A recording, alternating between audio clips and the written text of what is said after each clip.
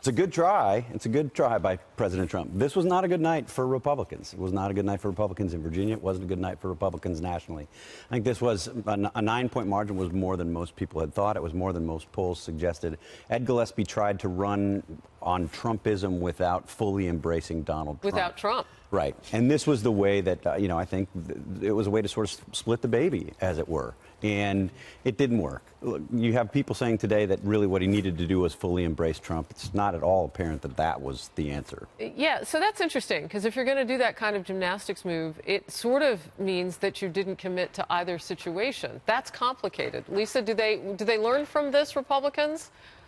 Well, I think if you're Ed Gillespie, he was looking at it in the fact that, Northern Virginia is a completely different part of the state than the southern part of the state. So, sure. And he had to be, turn out the vote in the southern part of the state, but still remain competitive in the northern part of the state. So I think that was his concern, to fully embrace President Trump. But look, Virginia has been a trending blue state. It would have been a surprise if Ed Gillespie had pulled off that state. And I think what it shows us is what we've already known, that Republicans who hold congressional seats that Hillary Clinton won, I think there's 23, are going to have a tough time in the midterm elections. There's going to be a lot of competitive races for Republicans. Virginia was a state that Hillary Clinton had won by 5 points. Mm-hmm. So Trish, explain this to me, because I'm curious. There's two choices here that they had. You can pull the president on board, who already is endorsing you and giving you some heat, or not. Right. In other words, you can't be middle of the road in this environment. And this is what he was trying to do. He had the Fairfax County voters that he needed to bring on board while simultaneously bringing in Trump's base. And you can't really have it both ways. You look at Kelly Ayotte in New Hampshire, mm-hmm. and she was running to regain her seat as senator there, and that didn't fly because she was also pulling a Gillespie, in that she was trying to have her cake and eat it too, and she wants the base while simultaneously not embracing everything that Donald Trump is about. And so I think that kind of wishy-washy stance is not working right now. So what's the answer, though?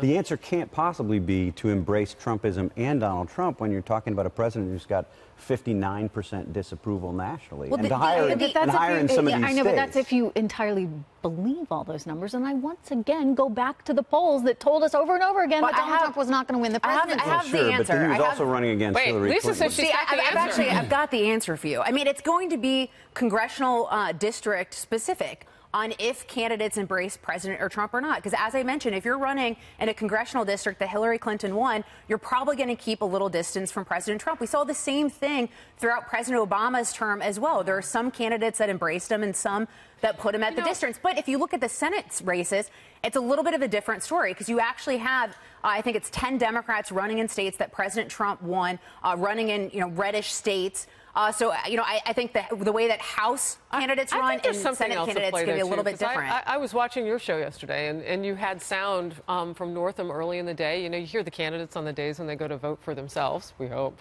that that's what they're doing. Virginia is difficult. You had Charlottesville in Virginia. You had diversity issues that came up on the campaign. And I saw some soundbite where Northam was talking about how inclusive he was. He drilled down on cultural issues, and I thought, as a Democrat, that seemed a little odd on a day of an election. Why not the economy, whatever? But it may have worked for him going into Northern Virginia, where you do have that very liberal vote. He did not win without mistakes. There were certainly some mistakes made there as well. But, definitely. But when you look at Ed Gillespie and you wonder what are the lessons learned and how the GOP is going to look at this and change their strategy as we head into next year.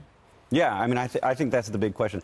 Look, there's no easy answer. I think Republicans are in a bind right now. You do have a president, even if you don't buy that he's at 59% disapproval or whatever, he's upside down. He's underwater right now. And you have a Republican Party that seems to be increasingly embracing that as a model for how to run Trump and Trumpism. Are they, or are they embracing the ideas? The economy seems like it's working. So is that what they're embracing? I don't know. I think if you look at Ed Gillespie, that's what he tried to do. He tried to have it both ways. He tried to embrace Trumpism, not fully embrace Donald Trump.